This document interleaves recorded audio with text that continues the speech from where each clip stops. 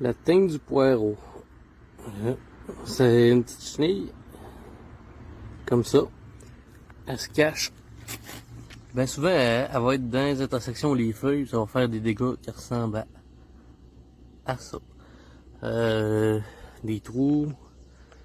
Ça va gruger. Normalement, ça va ressembler à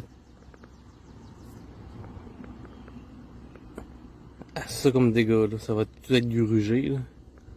C'est des papillons qui vont pondre. Des papillons de nuit, des petits papillons de nuit blancs. Là. Ils vont pondre des œufs. Puis là, le chenille, ils vont manger les feuilles de nos poireaux, des oignons, de l'ail. Fait que ils vont manger les feuilles. Les oignons, ben, les feuilles sont détruites. Ça fait qu'elles sont moins le fun à manger. Là-dessus, j'en ai qui c'est à cause du fret qui sont moins beaux là, dans mes échalotes. Dans le fond, il y a des petits trous des fois, tu vois, qui sont comme mangés là. Ça peut naître ça, là, les petits trous là. Ils vont manger, ils vont entrer dans la tige. C'est plate un peu. Là, c'est la même chose. Ça, probablement que ça a été grugé un peu. Après ça, je vais essayer d'en trouver d'autres. Ici, dans le coin là, ça a été mangé par la teigne. Ben souvent, ça va être dans le centre en haut.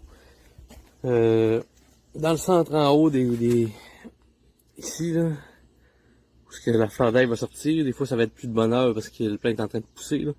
Des fois, il arrive plus de bonne heure, des fois plus tard. Ça, de jeune chenille. Mais je sais pas si c'est la teigne. Je pense pas que ce soit de la teigne, c'est gros là. Mais je vais l'enlever tantôt pareil. Comme si j'ai des dégâts faits par la teigne. Ces petites chenilles-là, on prend du BTK qu'on va mettre dans le vaporisateur. C'est 1 ml par litre d'eau, je crois, je me souviens bien, ou 2. Là. En tout cas, c'est marqué sur la bouteille de BTK. Tu peux le virer au complet tes plants. Le dessous des feuilles. L'ail, les poireaux, la ciboulette, tout ce qui est dans cette famille-là, les échalotes. Les autres vont manger la petite chenille. Ben, non, excusez. La petite chenille va manger ce que vous avez vaporisé, qui est une bactérie qui atteint seulement les chenilles. En tout cas, dans les estomacs, ça va faire qu'ils auront plus faim, ils vont arrêter de se nourrir puis ils vont mourir. Ça affecte pas les scarabées, ça affecte pas les coccinelles, ça affecte rien d'autre. Même si c'est une chenille, même si vous pensez que c'est une chenille, mais si c'en est pas une, ça les affectera pas. Comme les tentraides, ça les affecte pas. Celle-là que j'ai vue ici, il me semble que c'est une tentraide. Ça se détermine par le nombre de pattes et ainsi de suite. C'est des larves de mouches et non de papillons. Fait que ça détruit seulement les papillons par l'ingestion.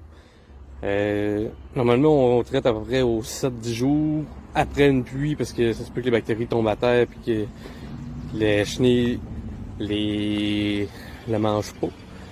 Fait qu'on va essayer de répéter tout le temps un peu. Mais la solution de base, ça serait de couvrir les plants pour pas que les papillons aillent pondre dans les plants. Mais si on couvre pas les plants, c'est de pulvériser du BTK de temps en temps quand on se met à voir de la teigne du poireau. Fait que faut faire attention, surveiller de bonne heure, sinon ça se peut qu'ils mangent vos fleurs d'ail. Si la fleur d'ail ici elle est toute percée au complet, elle sera plus vraiment comestible. C'est tellement à manger qu'il y a des trous partout puis elle est dégueulasse. Là. Fait que c'est à traiter souvent.